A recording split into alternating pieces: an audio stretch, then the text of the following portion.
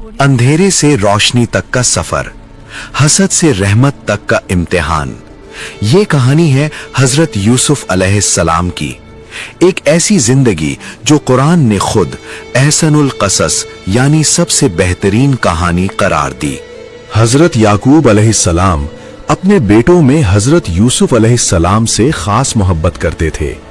ये मोहब्बत किसी नाइंसाफी की वजह से नहीं, बल्कि इसलिए कि अल्लाह ने यूसुफ अलैहिस्सलाम को बचपन ही में हिकमत और पाक रूह से नवाजा था। एक रात हजरत यूसुफ अलैहिस्सलाम ने ख्वाब देखा कि 11 सितारे, सूरज और चांद उन्हें सजदा कर रहे हैं।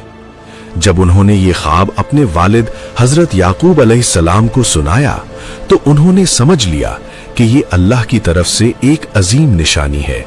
मगर भाइयों के दिलों में हसद पलने लगा।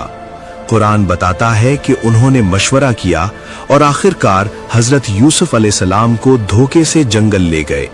वहां उन्हें गहरी कुएं में फेंक दिया। एक मासूम नबी का बेटा अंधेरे कुएं में अकेला, मगर अल्लाह उस वक्त भी साथ था। एक मुसाफिर काफिला गुजरा। उन्होंने पानी निकालते हुए यूसुफ अलैहिस्सलाम को देखा और उन्हें मिस्र ले जाकर गुलाम के तौर पर बेच दिया। मिस्र का अजीज उन्हें अपने घर ले आया। यहाँ से एक नया इम्तिहान शुरू हुआ। अजीज की बीवी ने यूसुफ अलैहिस्सलाम को गुनाह की तरफ बुलाया, लेकिन यूसुफ अलैहिस्सलाम ने कहा, मैं अल्लाह की पनाह मांगता हूँ।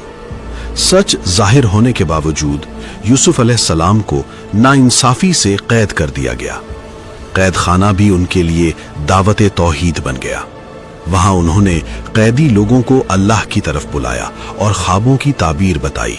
सालों बाद मिस्र के बादशाह ने एक अजीब ख्वाब देखा। कोई उसकी ताबीर न बता सका, मगर कैद खाने का एक शख्स याद लाया यूसुफ अलैहिस्सलाम को। यूसुफ अलैहिस्सलाम ने ख्वाब की सही ताबीर बताई, आने वाले कहत की वार्निंग। इस हिकमत पर यूसुफ अलैहिस्सलाम को कैद से निकालकर मिस्र का खजाना संभालने की जिम्मेदारी दे दी गई।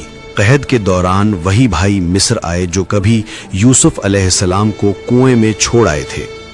यूसुफ अलैहिस्सलाम ने उन्हें पहचान लिया, मगर उन्होंने नहीं। आखिरकार जब सच खुला, भाई शर्मिंदा हो गए। यूसुफ अलैहिस्सलाम ने वो अल्फाज कहे जो कुरान में रहमत की मिसाल बन गए, आज तुम पर कोई इल्जाम नहीं। आखिर हजरत याकूब अलैहिस्सलाम अपने बेटे से मिले और वो ख्वाब पूरा हुआ। इज्जत, सब्र और अल्लाह पर यकीन की जीत। ये कहानी सिखाती है कि सब्र कभी जाया नहीं जाता और अल्लाह का प्लान हमेशा बेहतरीन होता है।